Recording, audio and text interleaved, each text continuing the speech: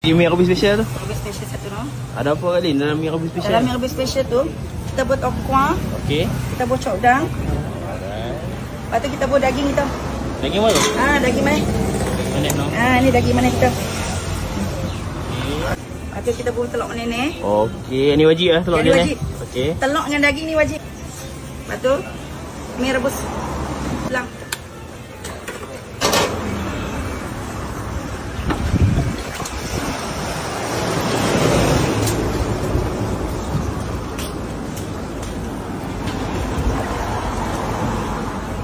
Macam ni, RM26. RM26 no? RM26 mi rebus orang. Okay. Mi goreng buat keting tu. Mi goreng keting tu aja kita buat.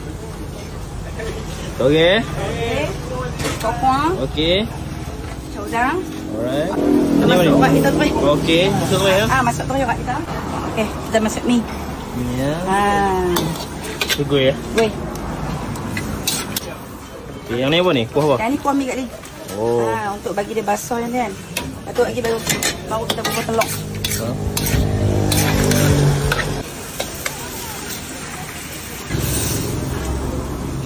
Okey.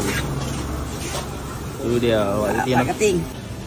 Ni telur apa ni? Telur meneneh. Kak Lin bagi ni, telur meneneh ni. Okey, lepas tu? Lepas tu Kak Lin buat daging mana Kak Lin? Okey. Daging mana? Okey, siap. Macam ni harga apa ni? Macam ni RM20 saja. RM20 je no? RM20. Mi goreng.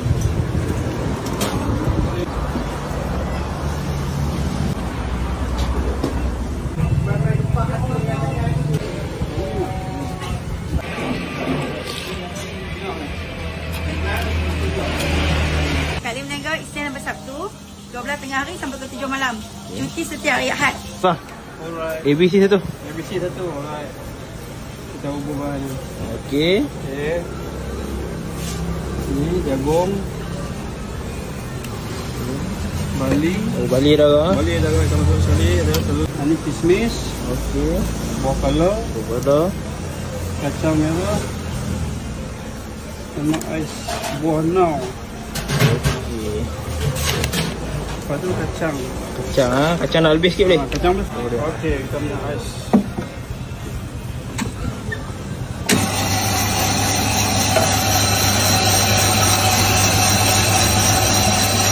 Gula.